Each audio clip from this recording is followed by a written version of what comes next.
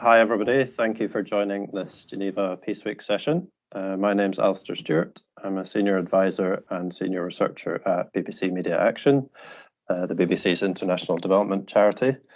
This session is part of the Creating a Climate for Collaboration, Ways Forward for Environment, Climate Change and Peace tract of the Geneva Peace Week conference. And specifically, we're going to be discussing the role of media and communication in supporting communities to cope with the climate and environmental challenges that they face, and also trying to limit the conflicts which can contribute to or result from these different challenges. I'm delighted to be joined by our panel, who will bring various perspectives to this topic as we discuss it, and I'll ask them to introduce themselves briefly. Mohamedou, do you want to go first? Okay, thank you, Alastair. My name is Mohamedou Touré. I'm journalist, editor-in-chief of Studio Tamani, a media created by Fondation Hirondelle in Mali in partnership with Hirondelle, Free Radio and Television Union in Mali. Great, thank you. And Florian? Yeah, thank you so much. My name is Florian Kramper. I'm a senior researcher and director of the Climate Change and Risk Program at CIPRI, where we work on climate security risks, sort of understanding the dynamics of conflict and insecurity related to climate change, but also the responses and the institutional organizational side of that question. Looking forward to the discussion. Thanks. Diana, do you want to go next? Sorry, I put you on mute. Hi, everybody.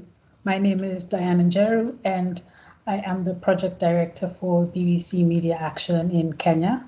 I manage our climate change projects that use media and communication to pass on weather and climate information to communities that are most affected. Thanks. And Sonia? Hello everyone, I'm Sonia Whitehead and I'm the head of research at BBC Media Action, and for the last 8-9 years I've been working on climate change and looking at the role of media and communications in supporting people to adapt to climate change. Great, thank you and welcome everybody. To help contextualize our discussion, Diana, I thought first we could maybe go to you. I know that you've just returned back from a trip to northern Kenya, where we see a lot of these issues played out on the ground. I was wondering if you could maybe tell us a bit about your trip and kind of what you saw when you were there. Sorry, you're on mute. Sorry about that. So we traveled to northern Kenya, which is the drylands of northern Kenya. Turkana is the county, and we were there to film a documentary on how climate change is affecting the mental health or the maternal health of women. Mental health, we were looking at a gentleman. So we filmed this guy called Lomilio. He is around 65 years old, and he in one day, due to flash floods, lost over 1,000 of his livestock. He got to watch the livestock just be swept away by flash floods. So he said after that he just wanted to commit suicide because that was his entire life. Some of his friends took him to a different town where he stayed with them for about 10 days, and then he came back, and now he was telling us his story a year later, because this happened in March of 2020. So he's attempted to commit suicide many times, and he broke down during the interview. Some of his friends have tried to give him a few goats, but even those goats, they tend to fall sick because he's in the middle of the desert. There's no food, the land is not arable, he doesn't have any money. He stopped paying school fees for his children because he couldn't afford it anymore. So it was quite an experience. For the women, we were looking at women who are pregnant or have lost their children through a miscarriage, because of having to carry water for long distances. Sometimes they walk for up to 12, 13 hours a day to fetch water. And then they have to carry it on their backs or over their heads. And, that gives them chronic back pains. Their legs swell, they have nosebleeds, and some of them eventually do miscarriage. So we were looking at a woman who was 8 months pregnant, and she was, her entire body was in pain, and we followed her through her day and just got the chance to watch her carry out her duties. And it's quite heavy on her, and she has other children that she has to feed. Sometimes they go a couple of days without having eaten. The day we actually met them, they hadn't eaten at all. The next morning when we came back, they only had a cup of tea. So the doctor did say that, she's due in a couple of weeks, but of course the health of the mother isn't that great. Yeah, so it was quite sad to see people who are living in those kind of conditions.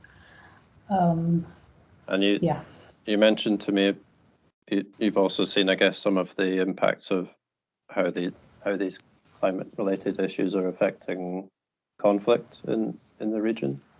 Yeah, we did a couple of months ago. We met a young lady who our team had stopped by a village that looked like it was destroyed. So we met a girl called Chantal, and I think I could also maybe be able to show you some of her. Well, I'll try and find them. We found Chantal, who is 13 years old, her sister who is 8 years old, and another sister who is 11 years old, and they had just come out of a conflict. Their home was destroyed. The neighboring community had come to steal their livestock, and they made away with about 2,000 of their livestock. Her father was killed in front of her. And her mother and her brother seemed to have run off somewhere, but she couldn't really tell exactly where they had run off to. So since that day, she hadn't seen her mother or her brother, and they didn't have any food or water. Many people in the community had been killed, so they were really scared. They didn't know what to do. And this kind of conflict is being increased because of climate change. People are fighting for resources. And if you let me share my screen, I would have loved to share some of the films with, the photos of Chantal with you, but then, I don't have the consent yet. Sure. So I think what I can show you is her village. Can you see my screen? Yep. Yeah, so women are the ones who make the huts with these semi-nomadic communities. When they settle down, the women are the ones who are in charge of gathering all these sticks and the leaves and fronds and shrubs so that they can make the homes. So this is what the village looked like after the raid. Over 2,000 animals were taken away. A lot of the men were killed, and we're talking about gunfire. These are the yellow containers that usually store water, and they just had no water, so all these containers are lying all over the place. So our journalists, because we train our journalists to go and cover these stories, they had the opportunity to sit down with some of the community members and get the story of what happened during the raid and how it has impacted their lives and their livelihoods. So this is part of the content gathering, and our journalists get to tell these stories so that we can try and raise awareness and also drive demand for services. All of these containers were just empty, so they had no water, they had no food. Yeah. And that conflict was because of resources, sharing water or pasture. Some animals, they say that sometimes when they're trekking with the animals get to a point where they're just too tired and they stop and die. And we actually even got to see that when we were in Turkana earlier this month. A little boy was carrying one of the goats and he just came, up to us with it, and it was just limp, and a few moments later it was dead. Thanks. Laurie, maybe if I could bring you in here, and I know that you and CIPRI have done lots of research on these kind of issues across many different contexts, and it's very helpful to see an example of that from Diana's trip. I was wondering if you could say a bit more about what we know about how climate and conflict issues overlap and impact on one another broadly across various different contexts. Yes, thank you so much for the opportunity, and thank you, Diana, for this really impressionable look into sort of bringing the human face to sort of the things that we often study, but we don't get sort of a lot of times that in-depth human perspective also visually delivered with that. But I think what Diane was presenting is really showing us very upfront what we know and see in the research more broadly, right? We see and we know that the double burden of climate change and conflicts, be it communal, be it more full-fledged civil wars and ongoing, is increasingly compounding the hardship of already really vulnerable populations. And I think that is really important to recognize, and putting this human face to that is really important to deliver that very clearly.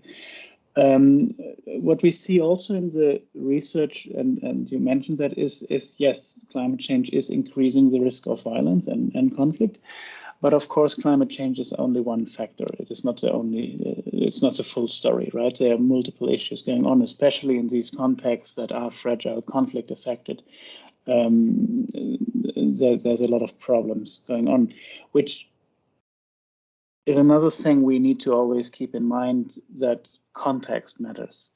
The impacts and outcomes of climate change will look very different in Turkana than they will look in Mali and in other regions, right? And that is because they are couched in different social, political, and economic contexts, different structures. All of these matter how they play out. So there's no linearity, no determinism in how climate change is impacting security. But we see very clearly, and I think that becomes clear what Diana said, how then, for example, flash floods are eradicating people's livelihoods. And this destruction or deterioration of livelihood is one of the key mechanisms that we see in the link in increasing the risk of conflict. There's sort of four mechanisms in total that we specifically look at CIPRI and base a lot of our analysis on in various contexts. That is, on the one hand, livelihood deterioration. That is migration and displacement, which is, you see, especially in the flash flood case, and in a lot of cases, you see how livelihood destruction is very closely linked to displacement, of course. But also mobility patterns are shifting. These things are all creating or contributing to these insecurities. We see how military and armed groups are both being challenged and both exploiting the situations that are created through climate impacts in the field. And lastly, we see resource mismanagement, elite exploitation as one of the key drivers again. And I'm sure we come across many examples of that. So all of that is essentially showing us two things. Well, climate change isn't the only cause of, right? I mean, let's take Mali or Somalia. Taking climate change out of the picture is not just removing that conflict, right? But of course, leaving climate and environmental factors out of our analysis, of understanding this, and I think of our narratives and stories about these conflicts, it means that our analysis is incomplete. The story is incomplete, right? It is part and parcel of these stories in these contexts.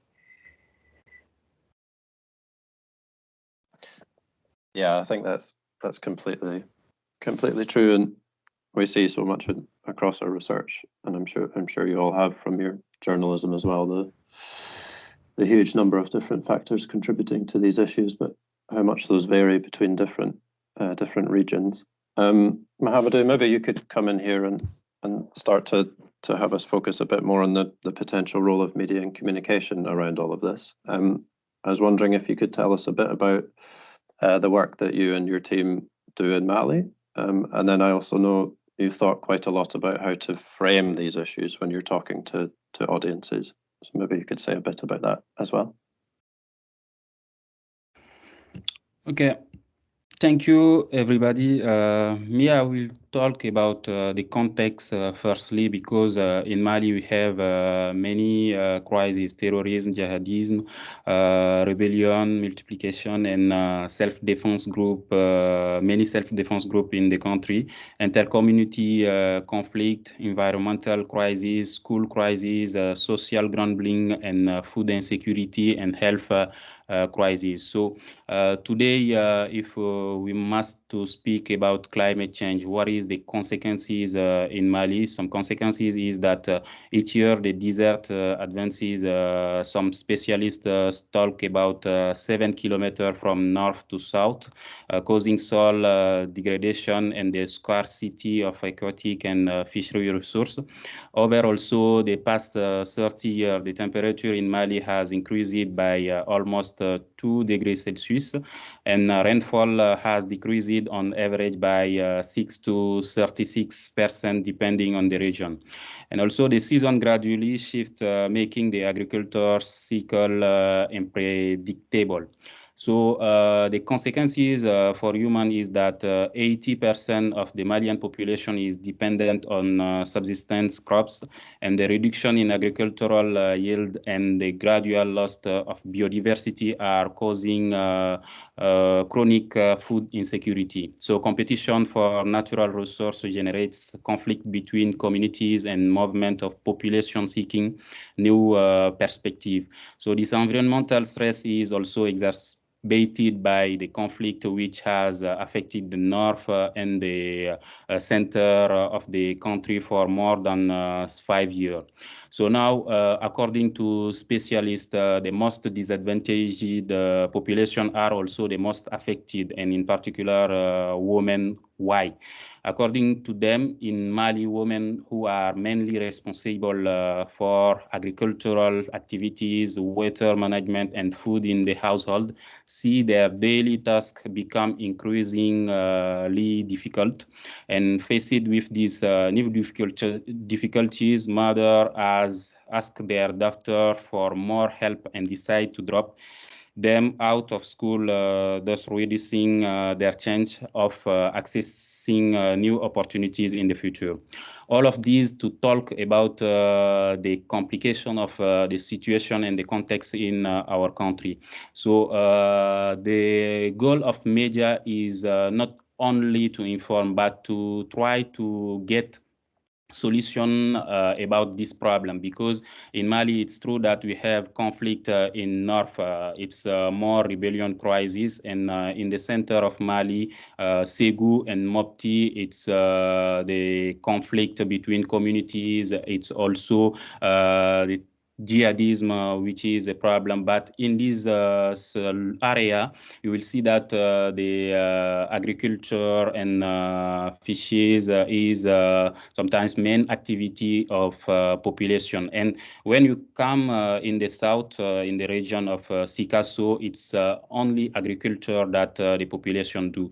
And now when we see the problem with rain, it can be another conflict in this part also, in this area also. So I was talking that media much do many things. Many studies say that media don't speak sufficient about climate change, but we can say that some media do it. but we talk more about consequences. We media, we love problem. We want to get to see catastrophe, to do interview and to talk about it. And now if you listen population, they say that they don't need to know how their future will be after tomorrow or in 5 years, what will be their problem. They want now to eat and to drink, and how they can do it. It's their problem. And media, we don't talk about solution. We don't talk about benefits. We don't talk about advantages of climate change or today. And also when you take some NGOs and authorities, they reflect about project in their locality, in between themselves.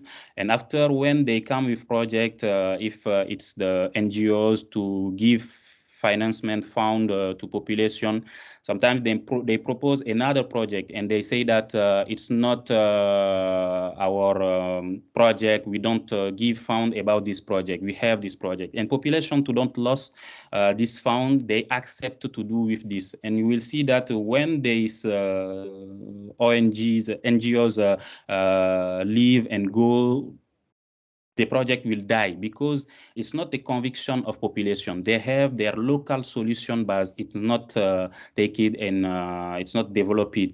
So Studio Tamani, like many media, do many things, but specifically Studio Tamani, we cover all of last COP between since 2015 with the COP in Paris, and also today since 2018 we have a magazine. The name is in French Parlons de l'environnement. In English, Let's Talk About Environment. The objective is to promote local solution and to give a microphone to population themselves to speak what they think about this problem.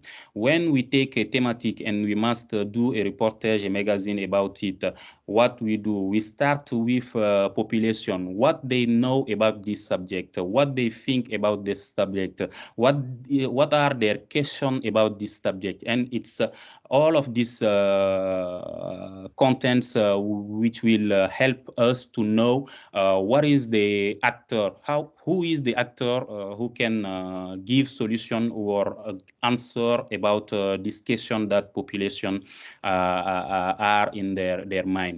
So after this, we have another political. It's all of our program. Today, it's good to have a specific program about environment, but media don't be specifically focalized about this.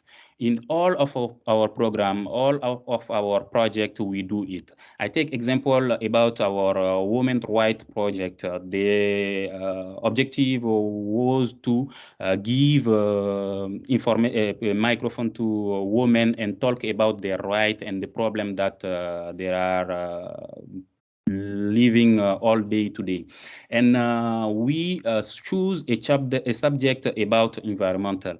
And now where there are problem also in Mali crisis and or election, a candidate that we will have in our studio, we do anything to have in our question something about environmental, because many media do something about it, but you will see that they are concentrated only about the specific program. And we media only, we want all time to be the first to give information, the best media about this subject. And we know that it's not the solution now about this problem, because one media cannot do most thing about it. So we organize training not only for our correspondent, but all for journalists in Mali. We can do it for all journalists, but we do everything to get many journalists about it. And speaking about Studio Tamani, today Studio Tamani is a media which is created by Fondation Hirondelle, which is a Swiss organization which created media in countries where there are conflict or post-conflict. And in Mali, why they don't create a radio, it's a studio, because that in Mali we have more than 400, around 500 radio. We have today more than 20 television. So why to create a new radio or a new television if we can't support this radio? So it's the political. We have today 85 radio and free television which broadcast our program, and each also in 5 languages: French, Bambara, Tamashek, Peul, and Songhai, because we know that many population don't understand French languages, even it's official language, because I talk about it. We have school crisis in Mali, and with this today, we have each day 3,100,000 Malian that listening our program. It's the result of the last study doing by the company Kantar in 2020 year. So today, I think that we do a lot of things, but we media or journalists specifically, we must do anything to talk about benefit, to talk about advantages, to talk about the importance that they can have in this problem. Because when we don't do it, population need money, they need to live, and they supported sometimes the terrorist group, because with them they can have money. They go to do anything to do it, and we can't do our job to resolve, to contribute to resolve. Our goal is not to resolve the crisis, but to contribute to resolve the conflict. Yeah. Thanks, Mohamedou. I think some really important points in there about, the framing around solutions, the importance of helping communities to communicate to organizations, authorities, NGOs who are working on these issues. And then, your kind of model of thinking carefully about how you can create and disseminate content around these issues as widely as possible through existing media, as well as creating new media. And you also mentioned training of journalists. Diana, maybe I could come to you to talk a little bit about BBC Media Action's work in Kenya and some of the other countries around there. I guess more from the perspective of helping communities have information about the weather and climate issues that are affecting them, and the thinking and work that you've done about how best to communicate that information. And then Dominic, I saw that you joined us. We can come to you after that and let you introduce yourself as well. Yeah, so we just completed a project called Weatherwise, where we were building the capacity of local journalists to provide weather and climate information for farmers, fishermen, and pastoralists who living in the rural areas, who we felt are the most impacted by climate change and whose livelihoods depend on the weather. So we did a formative research to understand our audience's information needs, their knowledge, attitudes, and perceptions around weather and climate, and their media consumption habits and preferences. So we found that our audiences rely mostly on the indigenous knowledge of weather and climate. And I think, Dominic is also looking at how communities are using indigenous knowledge. So I actually met Dominic through this project. So we were working with 10 local radio stations across East Africa. It was in Kenya, Uganda, and Tanzania. And we were training their journalists to produce weekly radio programs. And we were doing this through mentoring. We have broadcast mentors at BBC who travel to the radio stations and provide on-the-job training to journalists. We go with journalists to the field so that we can teach them how to conduct interviews with audience members, with leaders, with people from the Met Office like Dominic, and come back to the studio and create the programs. We also held workshops where we brought journalists and scientists together, because our research showed that the relationship between scientists and journalists wasn't very good, because scientists felt that journalists tended to distort the information that they were given by the scientists, but at the same time, journalists felt that this information is just too complicated and they're not able to understand it. So you'd find sometimes a journalist would just read out the press release without really knowing what they're talking about. So for us, bringing journalists and scientists together to foster relationships and create understanding of how each person works, that allowed us to be able to create good relationships with the Met offices, and our journalists were now able to interact with the Met offices and get them to come to the studio and explain, for example, why there will be less than normal rainfall, because those are terminologies that were being used that we didn't understand. So the scientists were now able to come to the studio and break down the scientific information into simple language. And because from our audiences, we found that they want simple information. They want information that they can use to make practical decisions. So to them, they said things like 16 degrees Celsius doesn't mean anything to a fisherman. The fisherman wants to know, how strong is the wind going to be? Will it blow away my boat? They said that, how many millimeters of rainfall doesn't really matter to a farmer. They want to know, is it going to be enough rainfall for me to be able to plant maize? Or if not, what can I plant? So we were providing them with information about what the weather is going to look like, and then also providing them with practical solutions. So if there's going to be less than normal rainfall, we would encourage them maybe plant more drought-resistant crops. If there's going to be strong winds, we would tell them maybe don't go out fishing tonight and tie your boat tightly.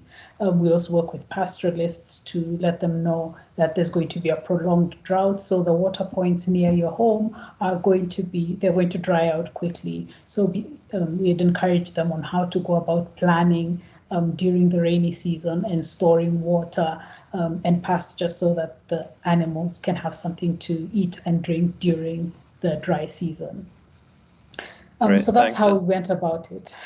Yeah, and Dominic, just before I bring you in, Sonia, I know that we've done quite a lot of work across BBC Media Action's projects in many different countries, and not just in Africa, around helping people build resilience and enabling them to adapt to some of these challenges that they're facing. I was just wondering if you could say a little bit about some of the impact that we've seen from that kind of work in various different contexts.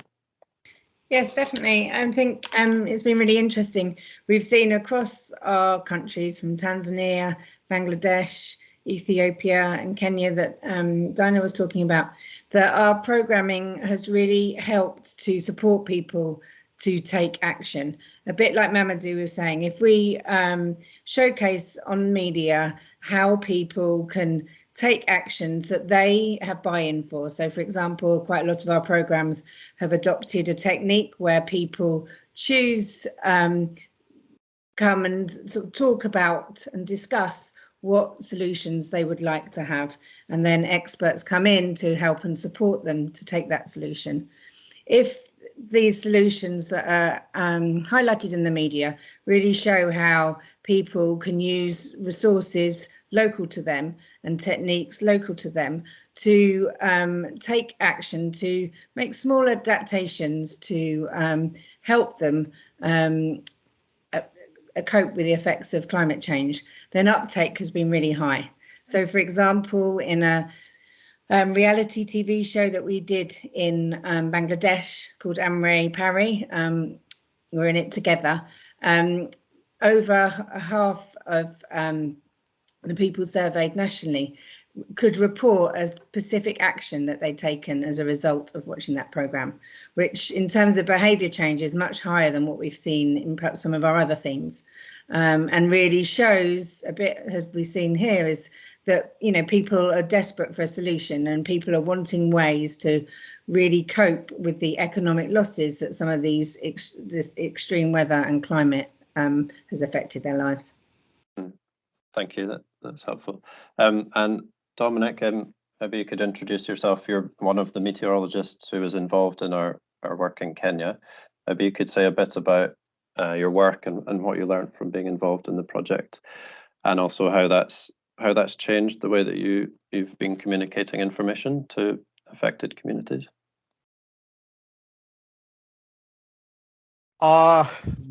Good evening, all. I'm glad to join you this evening, and I want to share my experience in the project. I'm working in one of the coastal counties of Kenya called Kwale. Kwale is bordering the country of Tanzania to the south, and we are just at the ocean. Before we started working with the WISA project, and later with the project where Diana is working, the BBC Media Action, we were just designing our products, that's the weather forecast, the way we thought they should be without involving the consumers of our products. And then from there, we were just sharing with the government departments, big companies, and that was all. But when the WISA project came, a baseline survey was done from our consumers. And it's then that we realized that actually most of the users of our products were not understanding the content. And most of the people, when they were asked, said that the kind of information we were giving them was not actionable, and the terms were too complicated. So the project managed to bring us together with our users, the users of our products, and they gave their views on the kind of products they wanted. There are those who said they wanted daily weather forecast. This is the business class, so that they can know when to display their wares in the open air and when to stay indoors. People like fishermen indicated to us what was important to them was the winds, the strength of the winds and the state of the ocean. People in mining, because in Kwale, we have got a big mining company in the southern part of the county near the ocean. They wanted a weekly focus and also daily focus, and especially on the strength of wind, so that they can know how to control the dust that emanated from the activities that they were conducting. So each stakeholder came up with their specific weather and climate needs. And now we developed some new templates and started packaging our weather products according to their needs. And from that time, I've seen a big change, because the demand for our products has increased. And sometimes when I delay, if they like the Monday weekly forecast product delays, I normally receive calls from people who would like to know how the next 7 days will be. The other thing that came from the project is that after being cautioned about the language that we were using, we tried to simplify. In Kwale County, the indigenous communities we have the Digo, we have got the Nduruma, we have got the Kambas, and we have got the other communities from upcountry and the people of Arabic origin. But the good thing, the common thing for all the communities in Kwale is that they understand and speak Kiswahili. So I'm happy that the BBC Media Action linked me up with the local radio stations. And of specific interest is Radio Kaya, which has from that time given me free time to update the population in Kwale on weather and climate issues. Sometimes they call me to their studio and make calls and open up for the consumers of our products to interact. And I respond to their questions and demystify any kind of language that they were not understanding before. And from that time, the population in Kwale is really, taking the weather products positively, and they are giving a lot of feedback. As a national government service, we have got a mandate, we have got a role in the country, and the mandate of the department is to give weather and climate information to assist in making sure that there is safety of life, also make sure that the property of the population in the areas we serve is secure, and also to aid in the conservation of the natural environment. So the products we give assist in planning by different people at different levels. They are used by the government to know when to plant trees and make sure that we achieve the Kenya's target of 10% forest cover. The same information is used by our fishermen to know when it is safe to go out fishing and when to stay at home. The same information is used by our farmers locally, so that to plan their farming activities. They want to know, especially for farmers, when you are doing the baseline, they said that the most important part of met information is when the seasonal rains are supposed to begin, the amounts that are expected for the 3 months, because our seasons here are about 3 months, and the time the rains are supposed to stop, so that they can know how to choose their seeds and how to go about their farming management activities. So actually, I should say that Kwale is a big beneficiary of the project under the BBC Media Action, and also of the WISER project, which was funded by a number of partners, including the UK Met. Today, I spent the whole day in a very important meeting because I was giving the forecast for the October, November, December season. And the forecast actually indicates that we expect a poor season, which is a recipe for conflict. In Kwale, last year, October, November, December season did not do well. Again, the long rain season, that is March, April, May, did not do well. So as I am talking, one of the livelihood zones in Kwale, there are 2 livelihood zones. That's the mixed farming zone, which overlooks the ocean. It's greener. It normally receives more rainfall. But the other livelihood zone, which is the livestock keeping zone, is very dry. As we are talking, most of the livestock keepers have migrated towards the Safo National Park.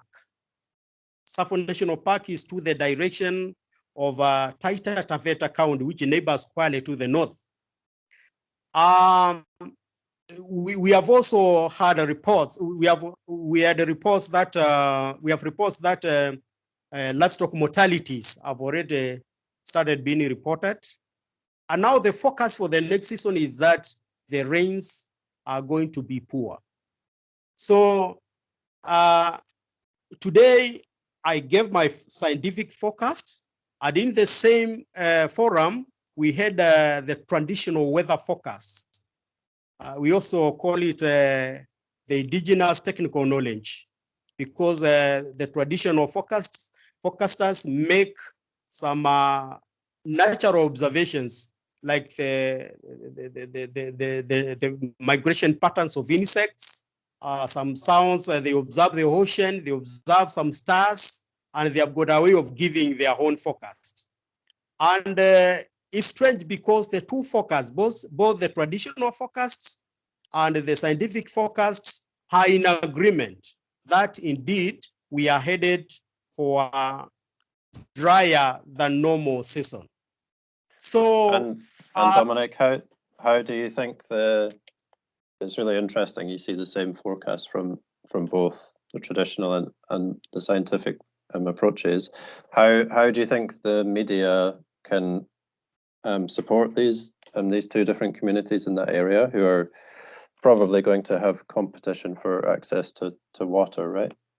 And what role do you think the media can play in supporting that or helping in that situation? The media can help by informing and educating the population about the expectations. Actually, I made sure that the person I was linked, the radio I was linked with by Diana was present. Radio Kai was represented by a lady, Janet Shume, and she managed to interview me. She also interviewed the veterinary doctor. She interviewed the traditional forecaster and interviewed the director of agriculture and a number of other key officers who are in attendance. So the media is key because the moment they make a broadcast, the entire region gets the message.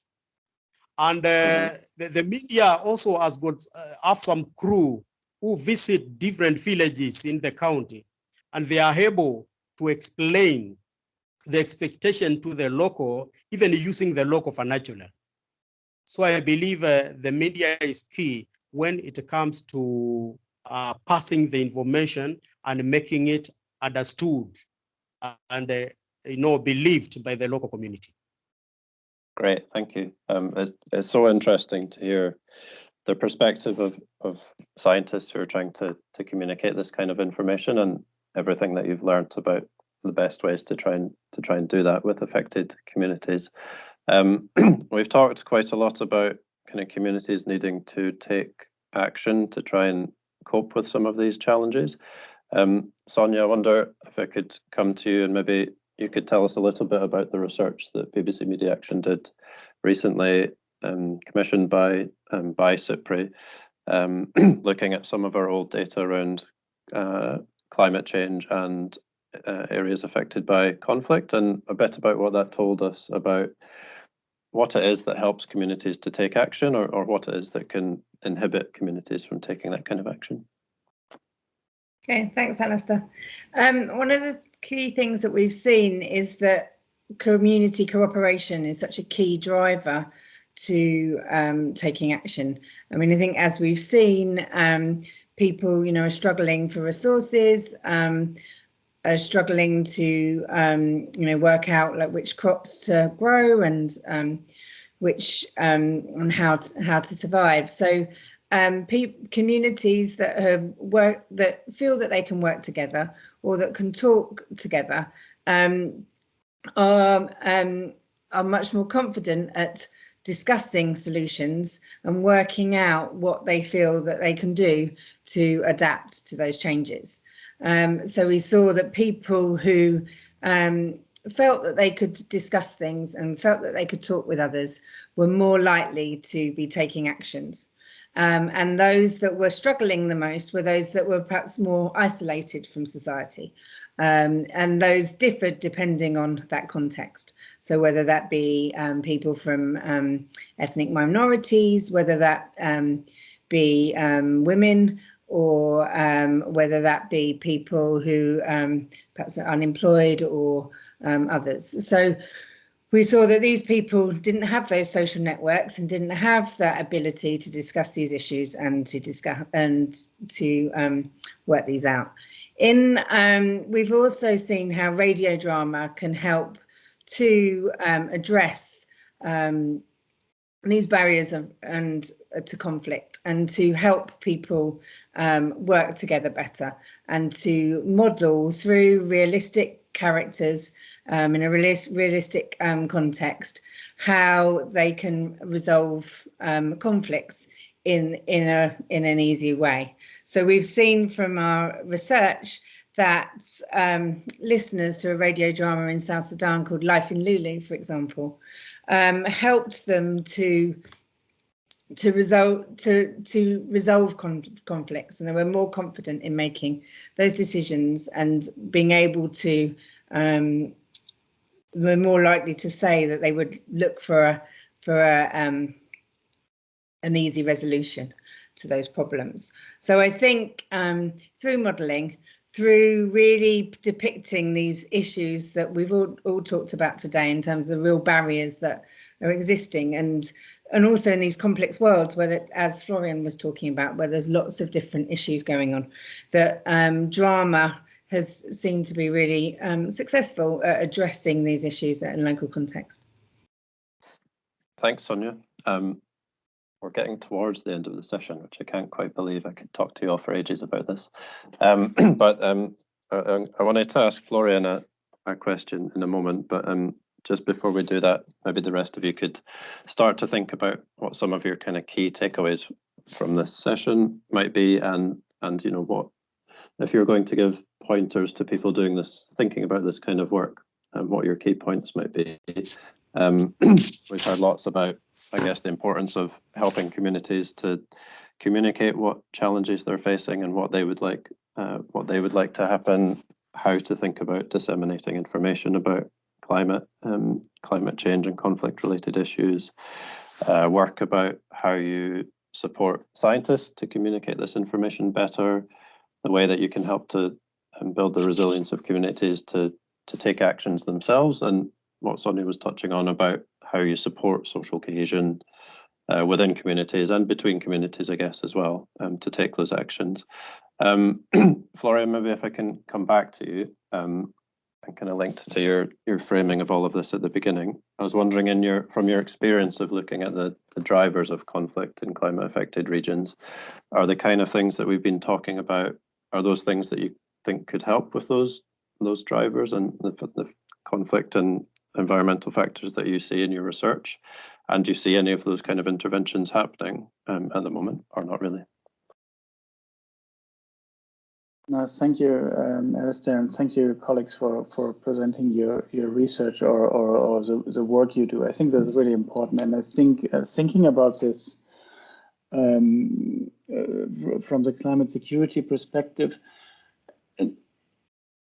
and especially I think with sort of, I mean, I'm a peace and conflict researcher, and I think there's so much to learn here, and to a narrative and perspective to bring into peace research, actually, that is really important and really interesting. I mean, there's work on media going on in different aspects, but I haven't seen that in this type of research so far. So from what I picked up, I think there's a few points, and I think especially the reach, like, I don't remember who mentioned it, right? But you immediately reach a really large audience with a broadcast, right? Is very unique, is really important, and is almost envious to a lot of people working in this space, right? And if you think about what different development projects or peace building projects or local NGOs can do, right? You're reaching immediately a really large audience. And I think what is really key here is that you're translating two things, right? You're translating local knowledge into something and to a broader, wider audience that not everybody is aware of and doesn't know, right? It counters that the sad myths we still have about local populations or communities somewhere in rural areas, right? It's a really important element here that I think is really empowering and giving agency to these communities. But it's also the other side, right? It's translating science into something that is not published in Nature and most people don't understand, but it's something that resonates and is understood by people, right? It doesn't matter of like the temperature anomaly is X. That's not the important thing. It's like, well, can I grow something or not? What do I grow, right? That is the information that is really needed. That is a translation service, again, that you're offering that is really important. And it's also an interesting educational service to the scientist community that needs to learn to speak differently, right? Because I mean, there's some recent studies that show essentially like a lot of times people don't understand what climate language is. I mean, people talking about climate change, scientists talking about climate change, people don't understand necessarily. I think this is really important, especially from sort of looking at the peace building perspective. It is these things like it gives ownership, it gives agency, it empowers, right? That is really, really important factors in peace building. And I think as Sonia pointed out at the end, it actually works, right? It allows people to communicate within the community, across communities, across different scales of the government or administrative authorities. I think that is really key. And I think there was also, I was thinking about that when Dominic was speaking, it makes services land, right? You're a service provider. You're providing a state service. Oftentimes, I mean, I don't know when the last time is you thought about the meteorologist or the meteorological service as a state service delivered to you, right? But it is, right? And it's important to understand that. And it is, again, this factor that makes it land with people that understand. Actually, right, in a lot of these cases and a lot of the problems, we have really bad states, we have really weak states, we have really corrupt states. But we actually also have states that actually provide services to the communities, which is, again, a really important thing for everyone to understand, that we are speaking the right language and understand this, to have this bond that we need for a peaceful society or peace, right? Between a state and the society is really important. I think that would be my key takeaways, and I'm really, really impressed and grateful for being able to listen to your stories here today. Thanks, Florian. There's very useful reflections from your perspective more broadly across this area of work. Mohamedou, do you have a kind of key takeaway that you'd just like to reflect on? Yes, I want to say that many persons say that media must do something, or we must broadcast information and do it veritably. But you will see many countries in their national determined contribution CDN and organization which do something about climate change. They have nothing about communication section. They have nothing to do with media, but everybody asks to media to do something about it. It's firstly. And secondly, you will see that sometimes media are like a translator, like a communicant for NGOs or authorities. We will cover a press conferences, and it's like specialists speak that we will speak also in our media. And sometimes also we don't search to know most thing about the subject that we will treat ourselves. And with Studio Tamani, we do something. It's a collaboration between researcher and journalist. They organize a focus group about a thematic, and we go and we listen what population, authorities, specialists say about this subject, and that it's with that we can understand and know what is the real problem and who is in the population, the person who can more explain the problem and who have some solution, local solution that we can promote.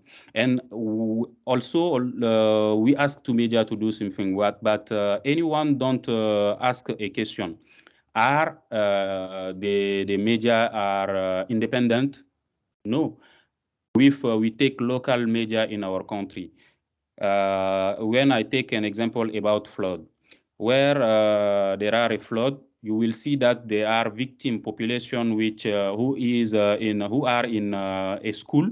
There are also authorities that organize a press conference. But all journalists will go to give microphone to authorities, because when they go to ask to authorities what you will do, what is the consequences of this flood, they have per diem, they have money with authorities. But when they go to ask to victim what is what you think about this problem, they must give money because victims haven't money. So now we want to help, we must help media also to be independent, to be how I say, to can give information and don't search money with the population or the actor that give information. Even we don't do this, we can't have a solution about this. So the partnership we are between specialized searcher or researcher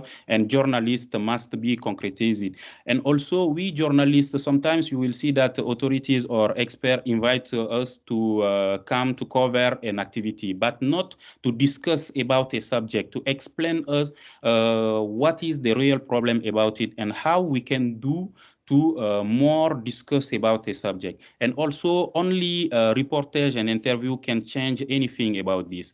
I take another example about reforestation. We ask the population, just I will finish with this. We ask the population to do it because they can have rain with it. But we don't tell them that with reforestation, when they use lemon plants, for example, after 4 years, 5 years, they can have money with this. So I think that the benefit and advantages, I speak about it, and local solution, we must give information about this, but consequences, we do must think and a lot of thing about it, and they change anything. Thanks. I think 3 very good points there. Sorry, I'm just we have tight guidelines from the conference on the length, but I think we could all talk about this for ages. But yeah, your points around kind of supporting independent media and thinking carefully about that framing, I think, are really important. You also mentioned research, Sonia. Just any reflections about kind of how research can help us understand these issues better? Yeah, I mean, I think what Mamadou was saying, I think it's just really important to understand the audiences at the beginning of any intervention, or to adapt and to feed into media that's happening on the ground. Because I think, as Florian highlighted, and that we've seen across the countries that we've done this research in, is that it's a complex situation, and that people feel these issues in different ways. And it's so important to translate these issues into a way that resonates, and the way that's relevant, and the way that links also to the economic benefits of what a solution could be.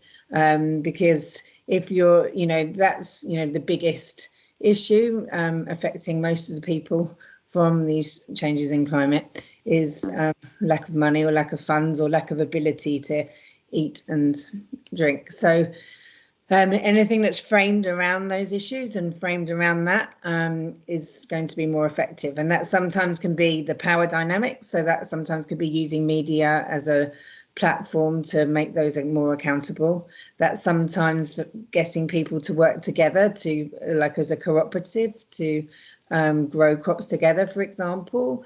And that's sometimes by giving them the tools and giving them the information that they need to make their own choices, to make their own choices of whether to migrate or to take other actions, for example. So I think really understanding those issues, to really understand what that role of that media can play, and also to bring together expertise, as we've seen today, together to support that programming. So whether that be scientists, whether that be government, farmers, NGOs, others, and bring them together to address this problem, but framing it in the needs of people, and making sure that we understand not just just a few different types of people, but to really understand the most marginalised and most vulnerable as well. Thanks. And Diana, do you have a final reflection or thought? Well, I would also, I agree with Sonia. It's really important for us to understand our audiences and their information needs, and what kind of media they have access to, and then speak to them in a language that they understand. You know, that could be in the vernacular language, but at the same time, it could be in simplified language as opposed to the use of scientific jargon. I think it's also important to work with scientists so that the information that we're providing to our audiences is accurate and reliable, and so that we can be able to provide people with information that they can use to make practical decisions that can improve their lives and their livelihoods as well. Great, thanks. And Dominic, our scientist, do you have a final thought for us and for those who have joined to listen and watch the session? My final comment is that from experience, media and scientists need one another. Scientists may have information, but most of the scientific information is technical and not easy to be understood by the general public. So there is a need for that close link between the producers of the information and the media who disseminate the information.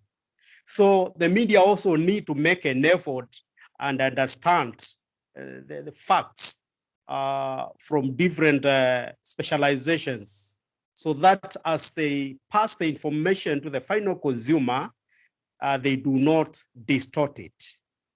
And also scientists need some training from the media on how to communicate better and make their information understood by the consumer. Thank you. Great, thank you. I think that's an excellent final point for us to wrap up there. I would just like to say thank you to you all for joining us on this panel. We'll put up some contact information if anybody's interested in getting in touch with any of the panelists on a slide at the end of this recording. And thank you to everybody for joining the session. We hope it's helped you think a bit more about the potential role of media and communication around these issues. And also finally, just to say thank you to Geneva Peace Week for their support and for the platform to discuss these topics. Thanks for joining. Bye.